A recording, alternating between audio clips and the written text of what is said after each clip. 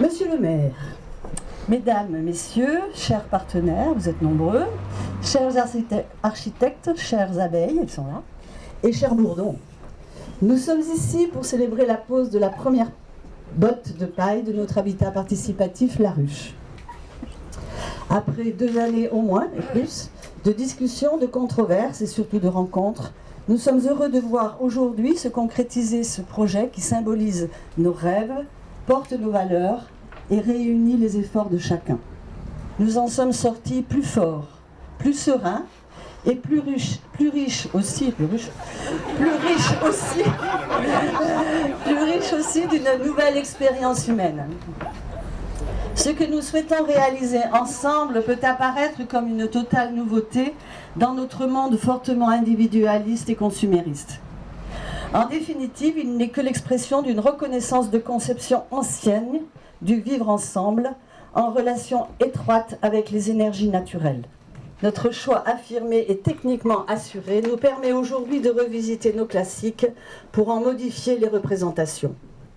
La robustesse, comme la fragilité, ne se situe pas toujours dans les apparences.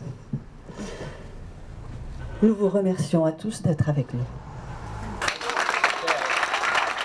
En fait, j'ai appris que par le biais d'un article dans le Sud-Ouest, qu'effectivement, il y avait ce projet de cohabitat dans une démarche durable. Et tout de suite, je me suis dit, mais c'est exactement ce que je voudrais. C'est le truc rêvé qui tombe comme ça, c'était vraiment ça. Au début, j'avais pas...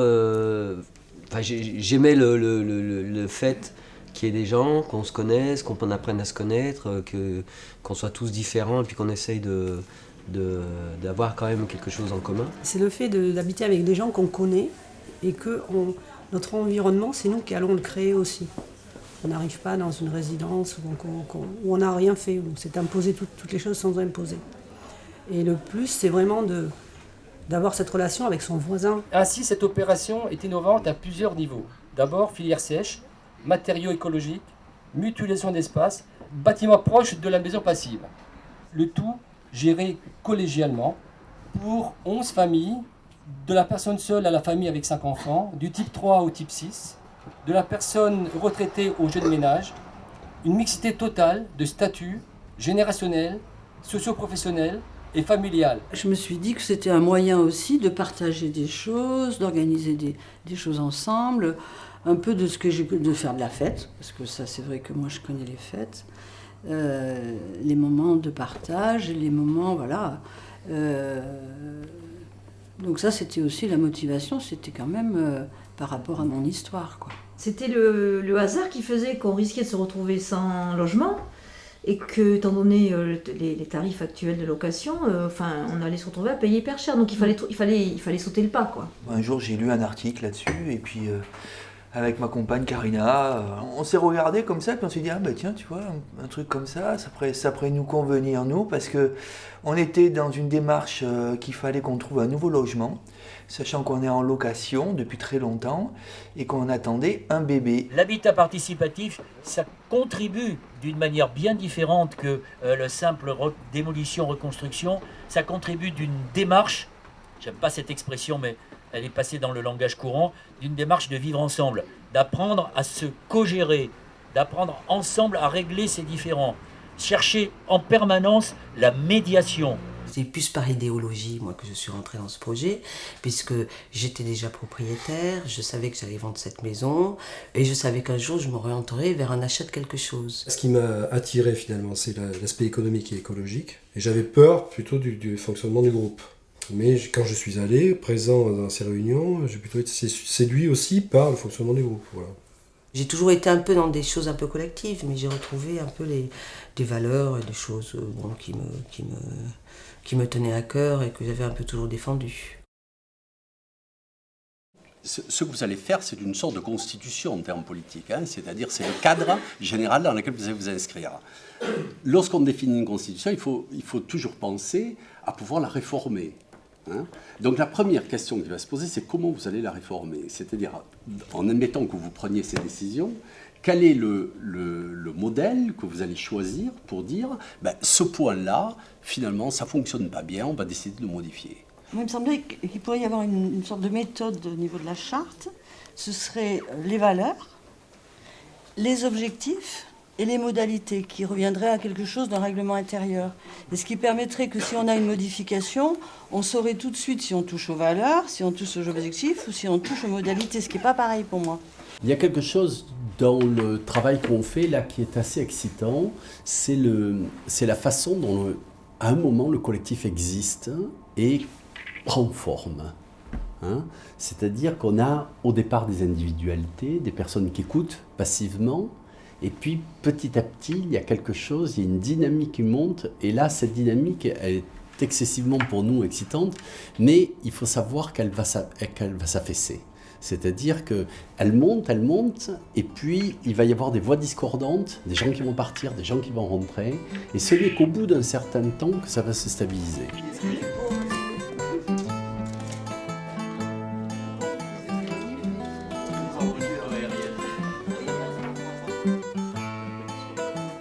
Allez, c'est bon.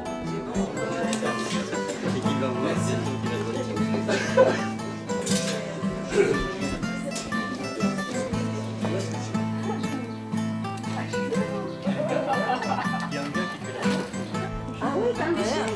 Tu vas bien, Pierre? Oui, bien et toi? C'est une porte qui sépare la pièce commune du studio. Enfin, c'est un pourrait même être modulaire à l'archi de faire ce qu'il faut. Quoi. Oui, mais ça, là, on est d'accord. Mais pour nous, en tout cas Michel et moi, pour nous, le maximum c'est 100 mètres carrés. Nous discuterons sur 100 mètres carrés d'espace collectif. Nous ne discuterons pas sur 75 mètres comme un maximum. Enfin, je vous le dis tout de suite, quoi. Salut. Bonsoir. Vous avez des nouvelles de Germain? Germine. Non. Les questions qui seront les plus complexes, c'est le fonctionnement. L'investissement, le toiture ou le truc, tout ça, c'est bon. Mais le fonctionnement, c'est là que c'est... Ça ne peut pas être autrement. Ça peut pas être autrement. On peut pas qu'il y en ait 8 qui soient d'accord et les 2 autres qui ne soient pas d'accord et qu'on vote quand même. Enfin, ça me paraît quand même énorme. Il faut qu'on tombe tous d'accord. Je sais pas, je te prends de la chambre, est-ce que, justement, parce qu'il y en a 20% où il n'y a pas le consensus, du coup la chambre ne sera pas utilisée, je trouve ça très con. Il ne faut pas oublier que la charte est évolutive apparemment. On peut se mettre d'accord sur un mode de fonctionnement et puis le changer dans un an si on voit que ça ne va pas. Et je pense que comme là, il faut mettre quand même l'essentiel des modes de fonctionnement sur les parties communes à plat dans la charte. Ah oui, ça je crois. Ce que je veux dire, c'est que le principe qu'on utilise actuellement pour avancer, c'est le consensus. C'est l'argumenté. On ne dit pas c'est la majorité actuellement. Là. Donc pourquoi on sortirait de ce principe de fonctionnement? Pour moi, ce projet, c'est le vivre ensemble. Bien sûr, tu as toute la phase de construction, construction du projet, on va dire. Mais pour moi, c'est plus l'après. Et ce qu'on veut en faire. Comment se projeter là-dedans, un peu dans un quotidien? Qu'est-ce que ça voulait dire vivre ensemble? Qu'est-ce que ça voulait dire? Tu vois, même moi, je parle plus de projets coopératifs, participatifs, tout ce que... Moi, je parle de voisinage partagé.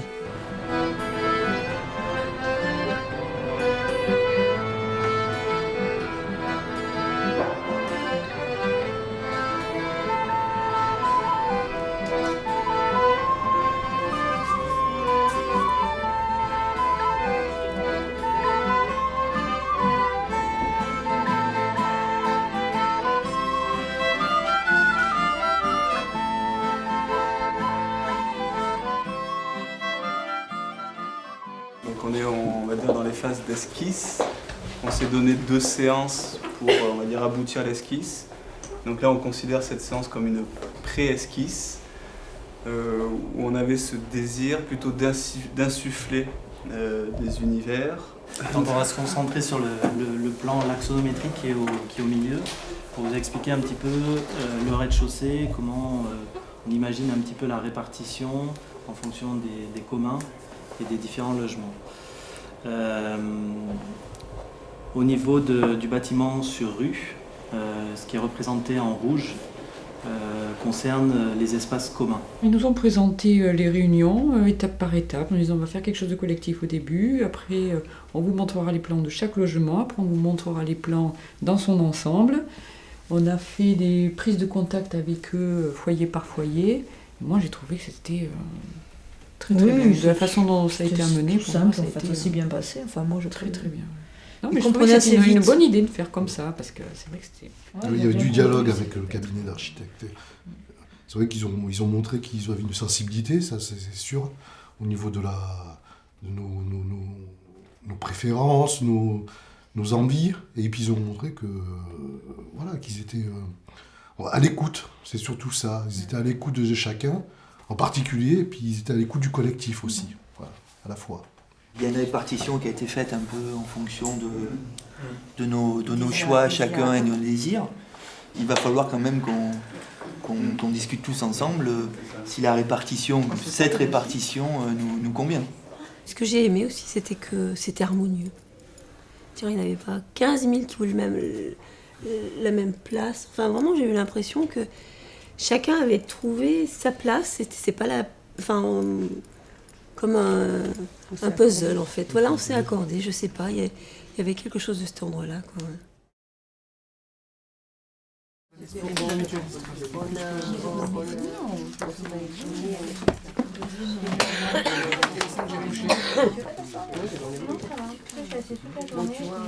Vous marquez votre nom, votre prénom, la date et vous apposez votre signature à côté de votre nom.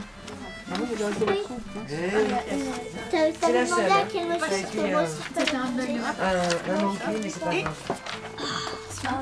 À tous, ce soir vous repartez pas avec l'exemplaire parce que bon? Si.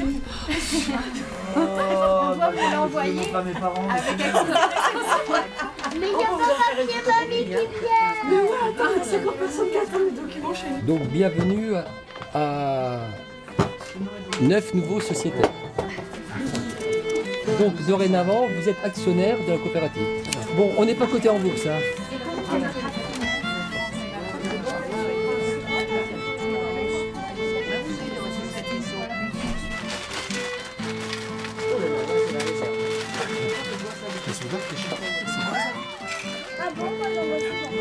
Bien, donc voilà, donc écoutez, à la ruche.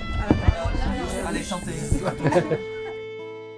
Une de nos obsessions était de réaliser cette opération dans un laps de temps, c'est ce que je disais au début, de l'ordre de 3 ans. On sera 3 ans et demi. Bon, mais c'est conforme à une opération, j'allais dire, pratiquement de promotion classique. Là, on est dans un schéma économique, entre guillemets, reproductible. C'est ça l'expérience principale. D'abord, c'est une volonté d'idéaux et de créer que les habitants retrouvent leur dignité d'habiter et de vivre ensemble, quoi. Ça, c'est reproductible, cet idéal-là. Après, il y a d'autres... Après, dans la forme, après, c'est unique, quoi. Ce que je peux vous expliquer, c'est que c'est le retour à l'enfance. Patouillé, ça fait 4 jours que je suis dans la boue. Voilà, alors ça c'est un mélange de terre avec un mélange dont parlait Fabrice et de paille. Et on recouvre de chaque côté de façon à donner prise comme ça sur la chambre.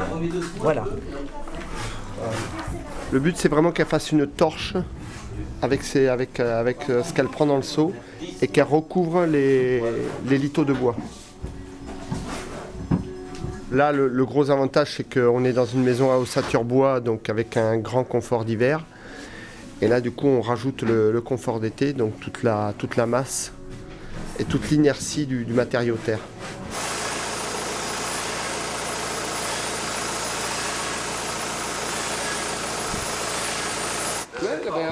On arrive ici, dans l'entrée, qui donne sur l'espace de vie avec la cuisine qui sera là. Une pièce de cellier, la buanderie, 2 chambres, une salle de bain, et puis là aussi, de ce côté-là, c'est 2 chambres. Ça va être bien, hein, c'est lumineux. Par déjà les valeurs qu'on partage, qui sont des valeurs morales, ça représente un engagement moral qui est très fort.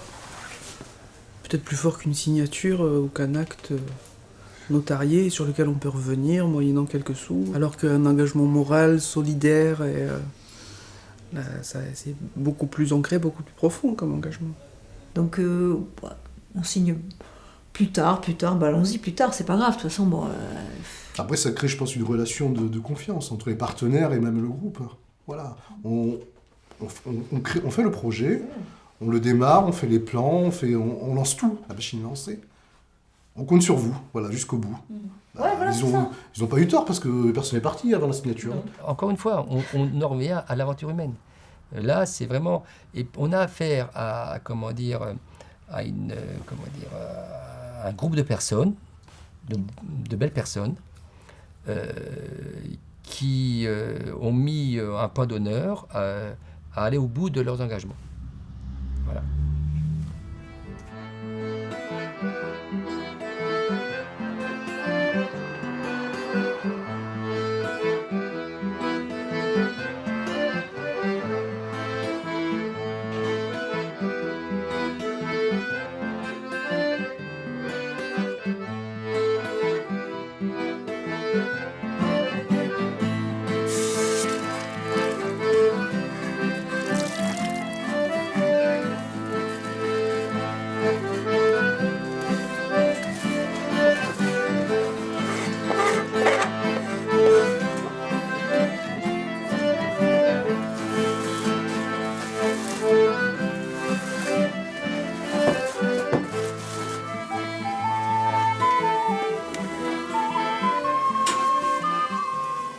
Tout le monde ne peut plus acheter forcément un logement qui soit beau, durable et qui convienne à chaque foyer. Ouais, donc là, nous, on a tout, quoi. Voilà. Ce qu'on a, nous, devrait être la norme. Exactement.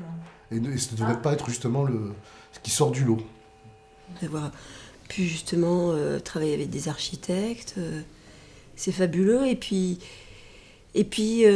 d'avoir même plus, je pense, que ce qu'on espérait. Parce que avant d'être un projet de construction financier, et les banques et les machins, il y a d'abord un rêve qui est là au départ, quoi.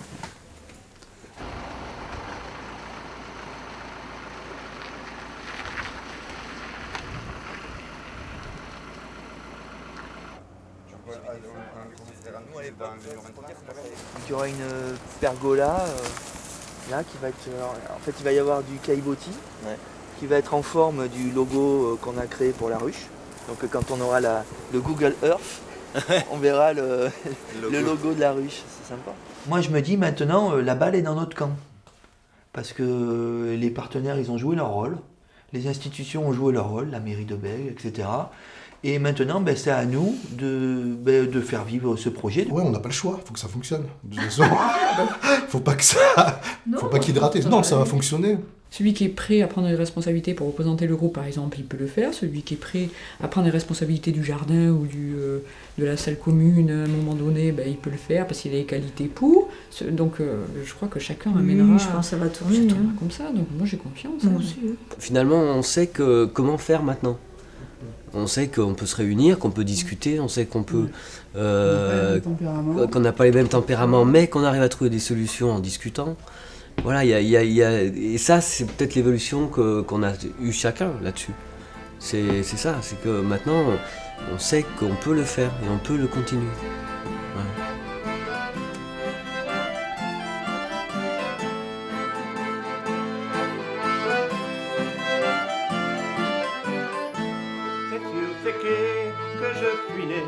C'est sur la riboule, la barrique, tout près d'un navire aiguillé, desquels Bordeaux et roule le tonneau. C'est sur ces quais que j'ai trimé, route de baril roule la barrique, à charger des bateaux d'anglais, de vin de Bordeaux et roule le tonneau. Ils étaient beaux, et longs courriers, mais ils ne t'ont jamais rien du fleuve. Ils étaient fiers, ces mariniers, leur cul remontait sur le mascaré. Ils étaient beaux, ces longs courriers, mais ils ne sauront jamais rien du fleuve. Ils étaient fiers, ces mariniers, leur cul remontait sur le mascaré. C'est sur ces quais qu'on a dansé, avec les filles au milieu des barriques, en gueulant des chants de virée. À coup de Bordeaux et roule le tonneau, c'est sur ces quais